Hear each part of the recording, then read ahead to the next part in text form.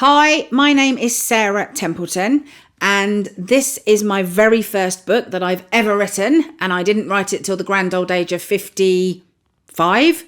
It's called How Not to Murder Your ADHD Kid. Instead, learn to be your child's own ADHD coach.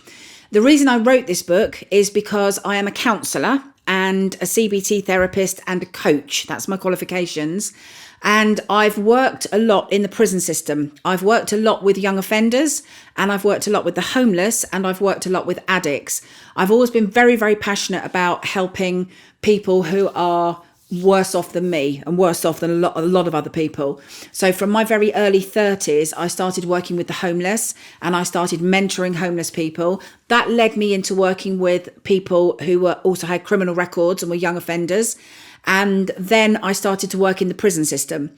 When I started to work in the prison system, that's when I realised that nearly everybody in there was ADHD, which horrified me.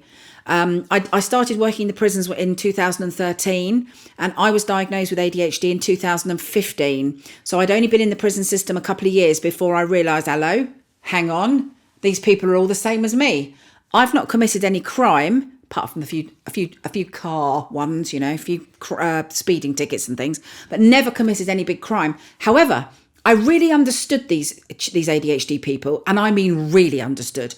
I really understood their risk-taking, their thrill-seeking, their hating of authority, their despising of being told what to do. They're always thinking they know best, always wanting everything their own way, because I've always been like that all my life. And obviously, I've tried to rein it in, but not very well, because I have been self-employed since I was 25, and I'm now the back end of 50s. So I've been self-employed for the vast majority of my life because I don't like being told what to do. And I like to do things my own way. I'm passionate about doing things my own way. So I really got these people. And then I got the fact that they were all ADHD. That's why I got on with them. That's why I'd always been able to understand homeless people, because the vast majority of them are also ADHD. In the addiction world, it's even more. It's pretty much 9 out of 10 people with addiction have got ADHD. And then you go into the prisons and the young offender units. They are packed, and I mean packed, with ADHD, both diagnosed and a lot of it undiagnosed. So these people that put figures on it, you'll find professionals and psychologists who go, oh, there's 25% people in the prisons with ADHD. Pardon my language, but that's bollocks, because nobody knows. Nobody knows because the vast majority of them are undiagnosed. So any of these figures that people put out, don't listen to them. I know a mental health nurse who's worked in the prison service for 20 years. She puts it at 85% of people in the prison system are probably ADHD. That's a mental health nurse working in the prison system. That's how many people are ADHD. So my passion and my vocation now in life is to help ADHD people, keep them out of prison, which is why I've got two companies, Head Stuff ADHD Therapy and Head Stuff ADHD Liberty. We are passionate about keeping ADHD people out of prison. And this year I've set up a charity called ADHD Liberty. You can guess what that is. That's all about keeping people out of prison.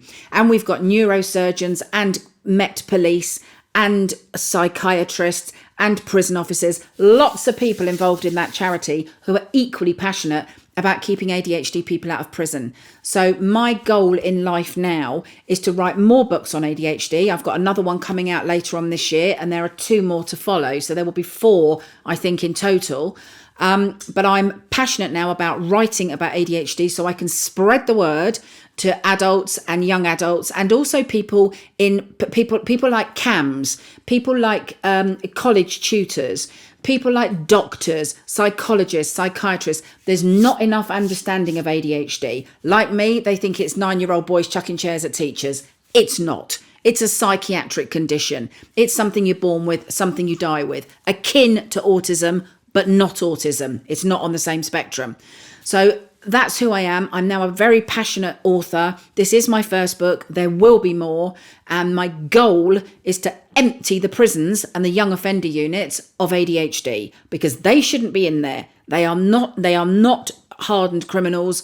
They are usually in there for risk-taking and thrill-seeking. And it's my goal in life to empty the prisons for all these ADHD people who should not be in there. Thank you very much.